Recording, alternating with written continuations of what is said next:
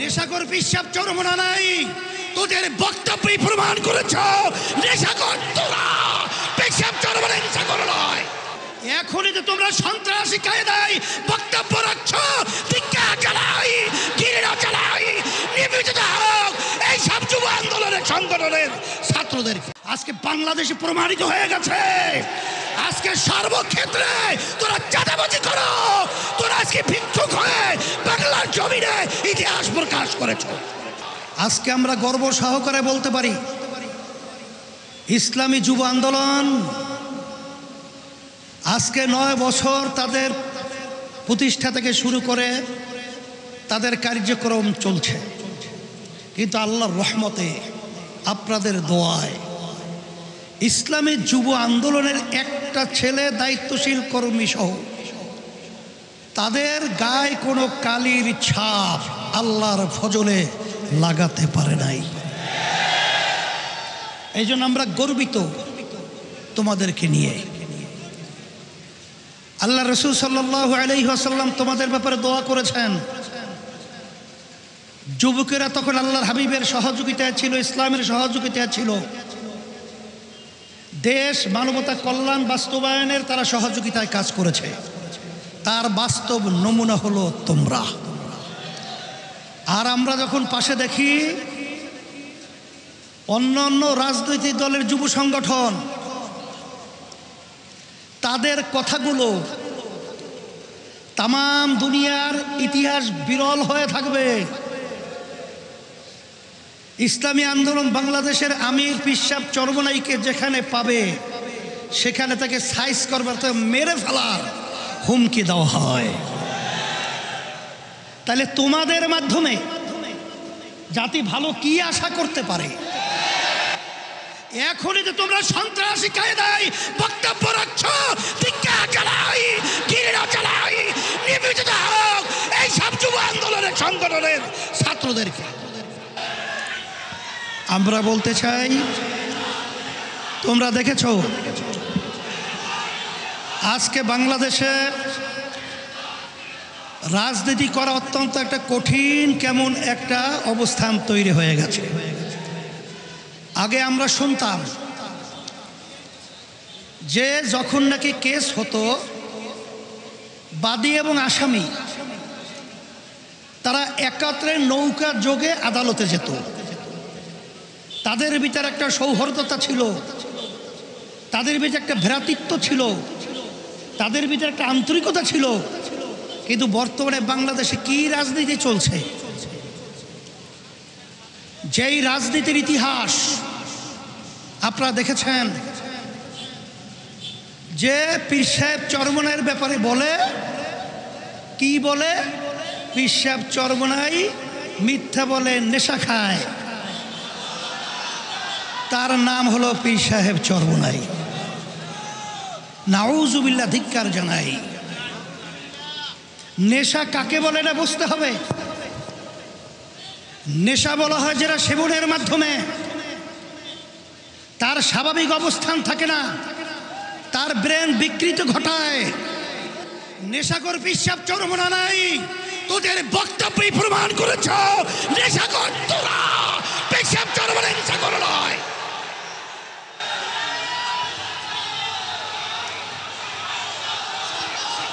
এরপরে আপনারা দেখেছেন, নালে কোনো সুস্থ মানুষ তারা কি এই ধরনের বক্তব্য দিতে পারে? তাহলে বোঝা গেল ওদের মাথা বিকৃতি ঘটে গেছে। তাইলে প্রমাণিত হয়ে গেল যে তোরাই হলো প্রকৃত নেশাখোর। এরপরে বক্তব্য রাখা হয় আমরা নাকি খয়রাত চাই, খয়রাত খাই। আমরা ছোটবেলায় শুনছিলাম যাদের আর্থিক সচ্ছলতা নাই তারা মানুষের কাছে পয়সা চায়, টাকা চায়। কিন্তু আল্লাহর রহমতে আপনাদের দোয়ায় পীর সাহেব চরমনাই ইসলামী আন্দোলন বাংলাদেশের আমি বর্তমানে দায়িত্ব পালন করছি। শুধু আমি নয়, আমার বাবা, আমার দাদা, আমার দাদার দাদা, তারাও কিন্তু আলহামদুলিল্লাহ অর্থনৈতিকভাবে আল্লাহ অনেক সচ্ছল রেখেছেন। আমার আব্বাজান রহমাতুল্লাহি আলাইহি তিনি কিন্তু প্রথম জীবনে যখন হজ করেছিলেন তখন তিনি নিজের ব্যবসার টাকা দিয়া, দাদাজান থাকা অবস্থায় বাপের টাকা নেয় নাই, তার নিজের ব্যবসার টাকা দিয়া তার উপর হজ ফরজ হয়েছে, সেই টাকা দিয়ে তিনি হজ করেছেন। আর তোরা বলছো আমরা ভিক্ষা করি, ভিক্ষা নেই। আসলে প্রকৃত ভিক্ষুক কারা আজকে বাংলাদেশে প্রমাণিত হয়ে গেছে। আজকে সর্বক্ষেত্রে তোরা চাঁদাবাজি করো, তোরা আজকে ভিক্ষুক হয়ে বাংলার জমিনে ইতিহাস প্রকাশ করেছ। সেই হিসাবে আমি বলবো যে আমাদেরকে বলা হয় বিভিন্ন সময় আমরা নাকি মূর্খ। মূর্খর ব্যাখ্যা কোনটা আমি তো জানি না, কারণ আমি তো দস্তখত করতে জানি। মূর্খরা দস্তখত করতে জানে না, আমি তো পড়তে পারি, তাহলে মূর্খ আবার পড়ে কিভাবে? আমি তো পড়তে পারি এবং আমি পড়াতেও পারি, তাহলে আমি মূর্খ হলাম কিভাবে? আসলে যারা এই বক্তব্য রেখেছে তারাই হলো জ্ঞান পাপী, তারাই হলো প্রকৃত মূর্খ। সেই হিসাবে আমি বলবো যে আজকে বাংলাদেশের মধ্যে সুষ্ঠু ধারার রাজনীতি করার মতো পরিবেশ কেমন জানি দিনের দিন নষ্ট হতে চলছে। কিন্তু আমাদের দুঃখ হয়, এই দেশটা আমার, এই দেশটা আমি জন্মগ্রহণ করেছি, এই দেশের মহব্বত এটা ইমানের একটা অংশ। সে লক্ষ্যে আপনারা দেখেছেন জুলাই 5ই আগস্ট ইসলামী আন্দোলন বাংলাদেশ, আমরা কিন্তু একমাত্র ইসলামের এই ব্যানার নিয়ে সর্বপ্রথম ন্যায়ের পক্ষে অন্যায় প্রতিবাদে আমরা এই বাইতুল মুকাররমের উত্তর গেটে প্রথম সমাবেশ মিটিং মিছিল করেছিলাম। আপনারা দেখেছেন 1987 সাল ইসলামী আন্দোলন বাংলাদেশ প্রতিষ্ঠিত হয়েছে। অদ্যাবধি পর্যন্ত আমাদের একটা এমপিও কিন্তু আমাদের দলীয় ব্যানারে সংসদে যায় নাই। এর অর্থ কি?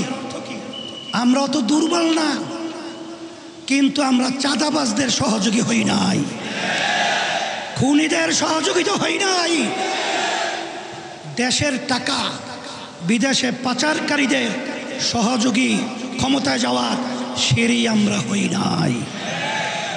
সেই হিসাবে এখন 5ই আগস্টের পরে সুন্দর একটা দেশ গড়ার মতো পরিবেশ তৈরি হয়েছে।